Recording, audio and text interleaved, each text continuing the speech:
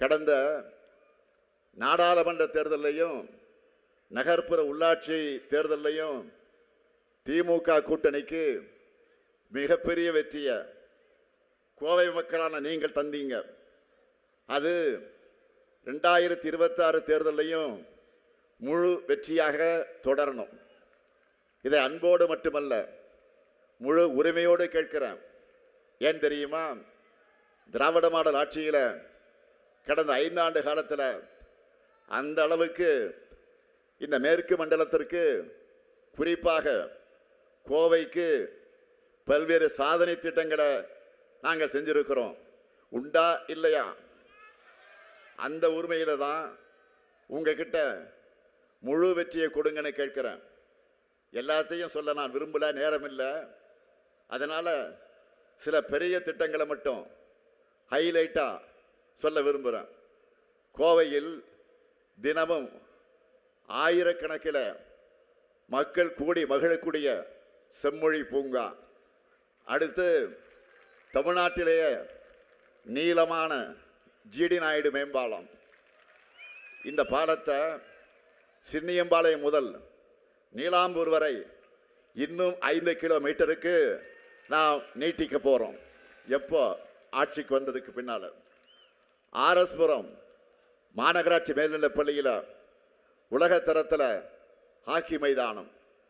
இதே போல் ஆத்துப்பாலம் முதல் உக்கடம் சந்திப்பு ஒப்பனக்கார வீதி வர உயர்மட்ட மேம்பாலம்.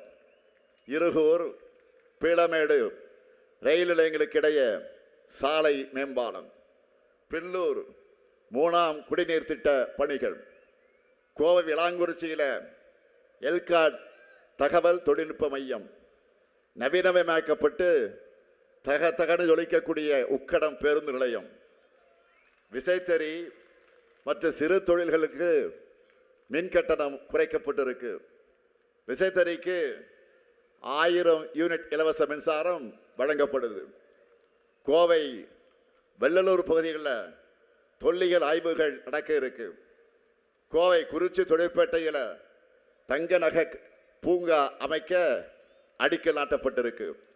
இது எல்லாத்துக்கும் மேலே கோவை காந்திபுரத்தில் 300 கோடி ரூபாயில் பெரியார் அறிவுலகம் கட்டுமான பணிகள் முடிஞ்சு தேர்தல் ரிசல்ட் வந்ததற்கு பிறகு உங்களால் நான் முதலமைச்சராக பொறுப்பேற்று விரைவில் முதல் நிகழ்ச்சியாக அந்த நிகழ்ச்சி தான் என்பதை நான் பெருமையோடு தெரிவிக்க விரும்புகிறேன்.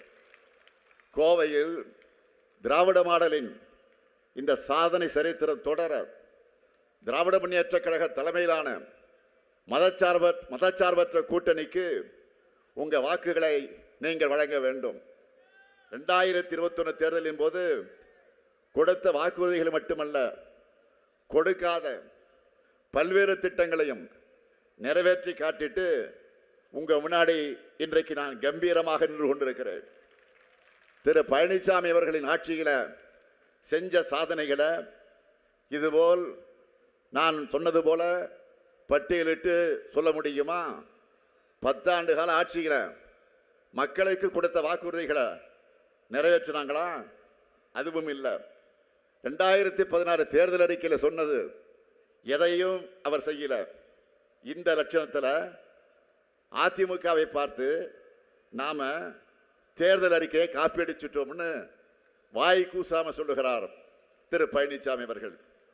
திமுக செயல்படுத்தி வர கலைஞர் மகளிர் உரிமை திட்டம், கட்டணமில்லா விடியல் பயணம்னு பழனிசாமி தான் நம்ம திட்டங்களை ஒன்று விடாமல் காப்பி அடித்து அறிக்கையாக வெளியிட்டிருக்கிறார். 10 ஆண்டு ஆட்சியில் இருந்தோம். அதிமுக ஆட்சியின் சாதனைகள் திட்டங்கள்னு பட்டியல் போட அவர்கிட்ட எதுவும் இல்லை. இந்த கஷ்டம் பழனிசாமியை விட அவருடைய ஓனருக்கார பாருங்க, முதலாளி பிரதமர் மோடி அவர்களுக்கு இன்னும் அதிகம். இந்த பிரச்சனையில் அவராலையும் தமிழ்நாட்டுக்கு செஞ்ச சிறப்பு திட்டம்னு எதையும் சொல்ல முடியாது. பெரும்பாலும் வெளிநாடுகளே வாழுகிற நம்ம பிரதமர் மோடி அவர்கள் தேர்தல் வந்துட்டா போதும், தேர்தல் சீசன் காரணத்தால் இப்போ அடிக்கடி தமிழ்நாடு வரார். இப்போ கூட 4ஆம் தேதி சென்னையில் ரோடு ஷோ பண்ண வராராம். செய்தி வந்துச்சு. இதனால யாரு மகிழ்ச்சி அடைகிறாங்களோ இல்லையோ, நாங்க மகிழ்ச்சி அடைகிறோம். திமுக காரங்களுக்கு இப்ப செம குஷி. ஏன்னு கேட்குறீங்களா? போன முறை 2024 தேர்தல் அப்போ இப்படித்தான் சென்னையில் அவர் ரோடு ஷோ பண்ணார். நாம 40க்கு 40 முழு வெற்றி பெற்றோம். இப்பவும் அடிச்சு சொல்றேன், அவர் வந்தா நம்மோட 200 தொகுதி இலக்கு அடைகிறது உறுதியாகிடும். மோடி அவர்களும் அமித்ஷா அவர்களும் எத்தனை முறை இங்க வராங்களோ நம்முடைய வெற்றியுடைய மார்ஜினும் கூடிக்கிட்டே போகும். நம்முடைய பிரச்சார பீரங்கியாக இருந்தார் ஒருத்தர், உங்களுக்கு மறந்துருப்பீங்க, ஆளுநர் ராகவேந்திர ரவி. அவர் திடீர்னு அனுப்பிச்சு விட்டாங்க வெளியில. இவங்களாவது வந்து நமக்கு ஹெல்ப் பண்ணுவாங்களேன்னு நினைச்சிட்டு இருந்தோம். அதுவரை இப்போ மகிழ்ச்சி. நான் கேட்கிறேன், பாஜகவை தமிழ்நாட்டுக்கு ஏன் இந்த அளவுக்கு எதிர்த்து கொண்டிருக்குதுன்னு சொன்னால் தெரியாது. ஏன்னா தமிழை, தமிழரை, தமிழ்நாட்டை பாஜக வஞ்சிக்கிறது. இன்னும் வெளிப்படையா சொன்னா அவமானப்படுத்துது. தமிழ்நாட்டுக்கு வந்தா தமிழ் பாசத்தில் நம்மையே மிஞ்சக்கூடிய அளவுக்கு நடிக்கிறாங்க இல்லையா? இதுவே பீகார் மாநிலத்தில் தேர்தல் நடந்தப்போ பிரதமர் மோடி என்ன பேசினார்? தமிழ்நாட்டில் பீகார் மக்களை தொடர்ந்து துன்பப்படுத்துறாங்க என்று ஒரு பொய்யை பேசினார். அவர் வகிக்கக்கூடிய உயர்ந்த பதவிக்கு தகுதியான பேச்சா இது? தமிழ்நாட்டுக்கு வாக்கு கேட்க வந்தபோது நீங்கள் இதை பேசினீர்களே, இப்போ தமிழ்நாட்டுக்கு நீங்கள் வாக்கு கேட்க வர போறீங்க. பீகாரில் பேசுகிற அந்த வார்த்தையை தமிழ்நாட்டில் தைரியம் இருந்தால் பிரதமர் மோடி அவர்கள் சொல்வாரா? இதைத்தான் நான் கேட்கிறேன். தமிழ்நாட்டில் பல்வேறு இனம், மொழி, மாநிலங்களை சார்ந்த மக்கள் அமைதியாக வாழ்ந்து கொண்டிருக்கிறார்கள், நிம்மதியாக இருக்கிறாங்க. இப்படி வந்தாரை வாழ வைக்கக்கூடிய நம்மை பார்த்து அபாண்டமா பழி போட்டவர் தான் பிரதமர் மோடி அவர்கள். ஒன்றியத்தில் ஒரு கல்வி அமைச்சர் இருக்கிறார். யாரு? மிஸ்டர் தர்மேந்திர பிரதான் அவர்கள். அவர் இதைவிட மோசமாக பேசினார். நாடாளுமன்றத்திலேயே பேசினார். தமிழர்கள் நாகரிகமற்றவர்கள் பேசினார். நாம் எதிர்த்து குரல் கொடுத்த பிறகுதான் பணிந்து மன்னிப்பு கேட்டார். ஒடிசா மாநிலத்திலேயும் தமிழர்களை எப்படியெல்லாம் அசிங்கப்படுத்தினாங்க, மறக்க முடியுமா? நம்மை கேவலப்படுத்தி விளம்பரங்கள் எல்லாம் எடுத்து வெளியிட்டாங்க. அதை விட கொடுமை என்ன தெரியுமா? பூரி ஜெகநாதர் கோயிலில் இருக்க வேண்டிய கருவூலச்சாவிய தமிழ்நாட்டுக்கு போயிடுச்சு அப்படின்னு சொல்லி தமிழர்களை திருடர்களாக சித்தரித்து பேசினார். குடியரசு அணிவகுப்பில் மருது சகோதரர்கள், வேலுநாச்சியார், வ.உ.சி., பாரதியார் ஆகியோரின் உருவங்கள் இடம்பெற்ற தமிழ்நாடு அரசினுடைய அலங்கார ஊர்திக்கு இடமில்லைன்னு மறுத்தாங்க. இதனால தான் தமிழ்நாட்டில் உங்களுக்கு இடம் இல்லை என்று எங்கள் மக்கள் சொல்றாங்க. இன்னும் இருக்கு. கர்நாடகத்தை சார்ந்த ஒன்றிய அமைச்சர் சோபா அவர்கள் தமிழ்நாட்டிலிருந்து வந்து கர்நாடகாவில் வெடிகுண்டு வைக்கிறாங்கன்னு பேசி பிரச்சனை ஆன பிறகு மன்னிப்பு கேட்டாரா இல்லையா? இதெல்லாம் தான் பாஜகவினுடைய உண்மையான குணம். தமிழ் மீது வெறுப்பு ஊறி போய் இருக்கக்கூடிய குணம் அவர்களுக்கு. கோவை மதுரைக்கான மெட்ரோ ரயில் திட்டங்களை கூட நிராகரித்திருக்கக்கூடிய அரசு தான் இன்றைக்கு இருக்கக்கூடிய ஒன்றிய பாஜக அரசு. 20 லட்சம் மக்கள் தொகை இல்லைன்னு சொல்லி இருக்காங்க. 2011ஆம் ஆண்டு மக்கள் தொகை கணக்கெடுப்பு வச்சு அப்படி சொல்றாங்க. இப்போ நடக்கிறது 2026. மக்கள் தொகை இப்போ வெகுவாக கூடியிருக்கு. இன்னும் சொன்னா இந்த திட்டத்திற்கு பணம் ஒதுக்கி அதை நிறைவேற்றி முடிக்கும் போது 2035ஆம் ஆண்டு ஆகியிருக்கும். அப்போ கோவை மதுரை மக்கள் தொகை இவங்க சொல்ற 20 லட்சத்தை எல்லாம் தாண்டி இருக்கும். இதெல்லாம் அவங்களுக்கு தெரியாதுன்னு நினைக்கிறீங்களா? நல்லா தெரியும். தெரிஞ்சேதான் கோவைக்கும் மதுரைக்கும் மெட்ரோ ரயில் திட்டம் கிடையாதுன்னு பாஜக மறுக்குது. ஆளே இல்லாத கடையில் டீ காத்துற மாதிரி ஆக்ராவில் மெட்ரோ விட்டு இருக்கு பாஜக. ஆக்ராவில் மெட்ரோ விட்டு இருக்கு. ஆக்ரா மக்கள் தொகை எவ்வளவு? 16 லட்சம் தான். ஆனால் அங்கே மெட்ரோவுக்கு அனுமதிக்கிறாங்க. இதே போல தான் பாட்னா, போகல் ஆகிய நகரங்களே அனுமதி தந்திருக்கிறாங்க. ஆனால் கோவைக்கும் மதுரைக்கும் மறுக்க வேண்டிய அவசியம் என்ன? காரணம் என்ன? இந்த 2 நகரமும் தமிழ்நாட்டில் இருக்கிற காரணத்தால் தான். தமிழ்நாட்டை பார்த்தா பாஜகவுக்கு எப்படி தெரியுது? பாஜகவுக்கு வாக்களிக்காதது என்ன பாவ செயலா? கோவையை கைப்பற்ற வேண்டும் என்று பாஜக துடிக்குது. கோவை மக்களுக்கு இப்படி அநீதி இழைச்சிட்டு எந்த முகத்தோட நீங்க கோவைக்கு வரீங்க? தேர்தல் நேரத்தில் மட்டும் இவங்களுக்கு தமிழ்நாடு நினைவுக்கு வரும். ஒன்றிய பட்ஜெட் தயாரிக்கிற போது தமிழ்நாட்டை மொத்தமாக மறந்துடுவாங்க. இயற்கை பேரிடருக்கு நிவாரண நிதி தருகிற போது தமிழ்நாடு நினைவுக்கு வராது. இப்படியெல்லாம் நீங்கள் தமிழ்நாட்டை பழிவாங்குகிற காரணத்தால் தான் எங்கள் மக்களும் வாக்குச்சாவடிக்கு போகும்போது பாஜக நினைவுக்கு வராது, இனியும் வரக்கூடாது. நீங்கள் என்னதான் திட்டம் போட்டு எங்கள் வளர்ச்சியை தடுத்தாலும் என் மக்களுக்கான திட்டங்களை இந்த முத்துவேல் கருணாநிதி ஸ்டாலின் கொடுத்துக்கிட்டே இருப்பான். நம்ம திராவிட மாடல சாதனைகளை நாம் வெற்றியாக படைச்சுக்கிட்டே இருப்போம். இவற்றோட தொடர்ச்சியாக அடுத்த 5 ஆண்டுகளில் திராவிட மாடல் 2.0 ஆட்சியில் என்னென்ன செய்ய போகிறோன்னு தேர்தல் அறிக்கை வெளியிட்டு இருக்கிறோம். இந்த தேர்தலுடைய அறிக்கை என்பது இந்த தேர்தலில் இதுதான் சூப்பர் ஸ்டார் திமுக தேர்தல் அறிக்கை. அந்த அறிவிப்புகளை நீங்கள் எல்லாம் பார்த்தீங்களா இல்லையா? பார்த்தீங்களா இல்லையா? 2030ஆம் ஆண்டுக்குள்ள தமிழ்நாட்டை மொத்தமாக எப்படி மாற்றி அமைக்க போகிறோம் என்பதற்கான தெளிவான செயல் திட்ட அறிக்கையாக திமுகவுடைய தேர்தல் அறிக்கை அமைஞ்சிருக்கு. நம்ம கவர் பண்ணாத செக்டாரே இல்லை. ஹைலைட்டாக பெரும் வரவேற்பு பெற்றிருக்கக்கூடிய சில வாக்குறுதிகள் மட்டும் நான் சொல்ல விரும்புகிறேன். இந்தியாவுக்கே மாடலாக இருக்கக்கூடிய மகளிர் உரிமை தொகை இனி மாதம் 1000 ரூபாய் அல்ல, மாதம் 2000 ரூபாய் எல்லோருக்கும். மகிழ்ச்சி தானே? மகிழ்ச்சியா இல்லையா? அதுக்கான ட்ரெய்லர் தான் கோடைக்கால சிறப்பு நிதி சேர்த்து அண்மையிலே கொடுத்த 5000 ரூபாய்.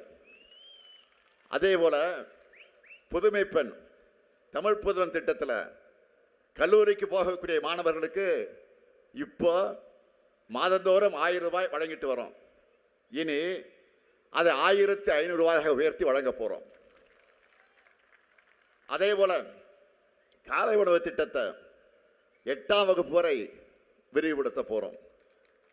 ஏற்கனவே 19 லட்சம் குழந்தைகள் சாப்பிட்றாங்க. ஆனால் இப்பொழுது இன்னும் 17 லட்சம் மாணவர்களுக்கு சூடான சுவையான உணவு பள்ளிக்கூடத்தில் கிடைக்க போகுது. எல்லாவற்றுக்கும் மேலாக இல்லத்தரசிகள் ஒவ்வொருத்தரும் மகிழ்ச்சி அடைகிற மாதிரி ஒரு அல்டிமேட் அறிவிப்பை வெளியிட்டிருக்கிறோம். அது என்ன சொல்லுங்க?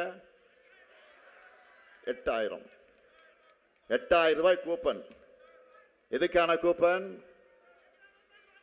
இல்லத்தரசிகளான நீங்க உங்களுக்கு தேவையான வீட்டிற்கு தேவையான உபயோக பொருளை உங்க ஊர்ல உங்களுக்கு விருப்பமான கடையில் உங்களுக்கு பிடிச்ச மாதிரி வாங்கிக் கொள்வதற்கான coupon.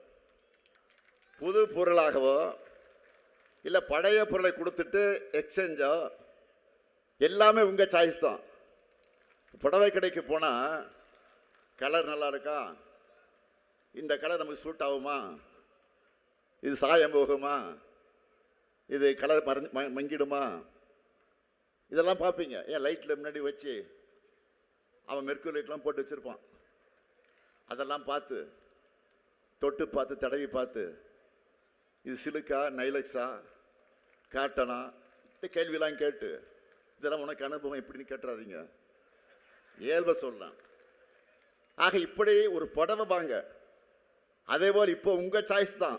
Washing machine, fridge, TV, grinder, mixie, microwave அவன், மின் அடுப்பு. ஆக எந்த பொருளையும் நீங்கள் வாங்கிக்கலாம், உங்களுடைய சாய்ஸ் தான். இன்னைக்கு தமிழ்நாடு முழுக்க இந்த திட்டத்தை பற்றி தான் எல்லாரும் பேசிக்கிட்டு இருக்காங்க. நாங்கள் ஏற்கனவே செயல்படுத்த திட்டங்களுக்கு அந்த பேரை மட்டும் மாற்றி இன்னைக்கு அதிமுகவுடைய தேர்தல் அறிக்கையை வெளியிட்ட எதிர்க்கட்சி தலைவர் பழனிசாமி அவர்கள் கூட நினைச்சிருப்பார், இன்னும் சில நாட்கள் பொறுத்திருந்து பார்த்து அறிவிச்சிருக்கலாமோ அப்படின்னு புலம்பிட்டு இருப்பார். இப்போ அந்த அளவுக்கு நம்ம இல்லத்தரசி திட்டம் எல்லா இல்லத்துக்கும் போய் சேர்ந்திருக்கு. அதே போல உலகுக்கே உணவளிக்கக்கூடிய உழவர்களை மகிழ்விக்க ஒரு மாபெரும் அறிவிப்பை வெளியிட்டிருக்கிறோம். இலவச மின்சாரம் பெறக்கூடிய 20 லட்சத்துக்கு மேற்பட்ட விவசாயிகளுக்கு எந்தவித மீட்டரும் பொருத்தப்படாத நவீன மின்சார பம்பு செட்டுகள் வழங்கப்படும். எல்லாரும் பழைய பம்பு செட்டு வச்சிருப்பீங்க, சிலது அடிக்கடி ரிப்பேர் ஆகும். அதை நம்மளுடைய திராவிட மாடல் ஆட்சியில் அரசே இனி வாங்கி தரும். இதனால விவசாயிகள் மட்டுமல்ல, கோவையில் நலிந்திருக்கக்கூடிய மோட்டார் தயாரிக்கக்கூடிய தொழிலும் சிறக்க போகுது. இந்த கூட்டத்திற்கு வருவதற்கு முன்பே இந்திய பம்ப் உற்பத்தியாளர் சங்கத்தில் எனக்கு நன்றி சொல்லிட்டு போனாங்க. நெல் கொள்முதல் விலை குவிண்டால் ஒன்றுக்கு 3500 ரூபாயாக உயர்த்தி வழங்கப்படும். பால் கொள்முதல் விலை லிட்டர் ஒன்றுக்கு 5 ரூபாய் உயர்த்தி வழங்கப்படும். முதியோர் உதவித்தொகை இனி மாதம் 2000 ரூபாயாக உயர்த்தி வழங்கப்படும். மாற்றுத்திறனாளிகளுக்கான உதவித்தொகை 2500 ரூபாயாக உயர்த்தி வழங்கப்படும். மகளிர் சுய உதவிக்குழு அந்த சகோதரிகளுக்கு ஒரு அறிவிப்பீங்கெல்லாம் நிறைய பேர் வந்திருப்பீங்க. உங்களை எல்லாம் பிஸ்னஸ் உமனா முன்னேற்ற வேண்டும் என்ற வகையில் ஷூரிட்டி எதுவும் இல்லாமலேயே 5 லட்சம் ரூபாய் வரை மானியத்தோடு வங்கி கடன் வழங்கப்படும். உயர்கல்வி படிக்கிற 35 லட்சம் மாணவர்களுக்கு அடுத்த 5 வருஷத்துக்குள்ள லேப்டாப் வழங்கப்படும். அனைத்து சட்டமன்ற தொகுதிகளிலையும் முதல்வர் படைப்பகங்கள் அமைக்கப்படும். மாவட்ட மற்றும் வட்ட அளவிலான அரசு மருத்துவமனைகளில் டயாலிசிஸ் சிகிச்சைக்கான கருவிகள் 2 மடங்காக்கப்படும். நான் முதல்வன் 2.0 திட்டத்தையும் அறிவிச்சிருக்கிறேன். இதன் மூலம் உயர்கல்வி படித்த 5 லட்சம் இளைஞர்களுக்கு 1500 ரூபாய் மாத உதவித்தொகையும் கொடுத்து வேலை வாய்ப்புக்காக 6 மாதம் திறன் பயிற்சியும் கொடுக்க போகிறோம். அதே போல தொழிற்சாலைகள் அதிகமுள்ள நகரங்களில் பெண்கள் வேலைக்கு செல்வதை எளிதாக்கக்கூடிய வகையில் 1000 குழந்தைகள் காப்பகங்களை நாங்கள் உருவாக்க போகிறோம். தொழில் வளர்ச்சியில் சிறந்து விளங்கக்கூடிய மேற்கு மாவட்டங்களுக்கான சிறப்பு வளர்ச்சி திட்டம் உருவாக்கப்படும். இதை மிகப்பெரிய புரட்சிகர திட்டமாக நான் பார்க்கிறேன். செயல்பாட்டுக்கு வரும்போது நீங்களும் அதை நன்றாக உணர்வீங்க. அதே போல உங்க கனவை சொல்லுங்க. அந்த திட்டத்தினுடைய தொடக்க விழா நிகழ்ச்சியில் ஒரு சகோதரி மேடை ஏறி வந்து என்கிட்ட உரிமையா ஒரு கோரிக்கை வச்சாங்க.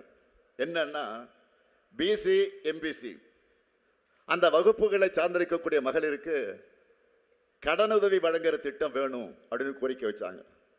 அதுக்காக டாப் செட்கோ அமைப்பு ஏற்கனவே செயல்பட்டு வந்தாலும் திராவிட மாடல் 2.0 அதை இன்னும் உயர்த்தி பிற்படுத்தப்பட்டோர், மிகவும் பிற்படுத்தப்பட்டோர், சீர்வரவினர் ஆகியோர் தொழில் தொடங்க உச்சவரம்பு 30 லட்சம் ரூபாயாக உயர்த்தப்படும் வாக்குறுதி தந்திருக்கிறார். டாம்கோ மூலம் சிறுபான்மையினருக்கு இதே போன்ற செயல் திட்டம் செயல்படுத்தப்படும். பெண்களின் பாதுகாப்புக்காக அனைத்து நகரங்களுக்கும் பிங்க் பேட்ரோல் வாகனங்கள் விரிவுபடுத்தப்படும். மகளிர் சுய உதவிக்குழு பெண்கள் ஷேர் ஆட்டோ வாங்க மானியத்தோடு கூடிய வங்கி கடன் பெற்று தரப்படும். கலைஞர் கனவு இல்லம் உள்ளிட்ட திட்டங்கள் மூலமா வீடற்ற ஏழைகளுக்கு அடுத்த 5 வருஷத்தில் 10 லட்சம் வீடுகள் கட்டித்தரப்படும். முக்கியமான அனைத்து அரசு சேவைகளையும் ஒரே செயலில், அதாவது ஒரு சூப்பர் ஆப்பில் பெற வழிவகை செய்யப்படும்.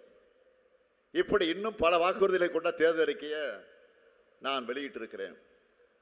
நான் ஏற்கனவே சொன்ன மாதிரி இந்த அறிக்கை தான் 2026 தேர்தல் களத்தோட சூப்பர் ஸ்டார்.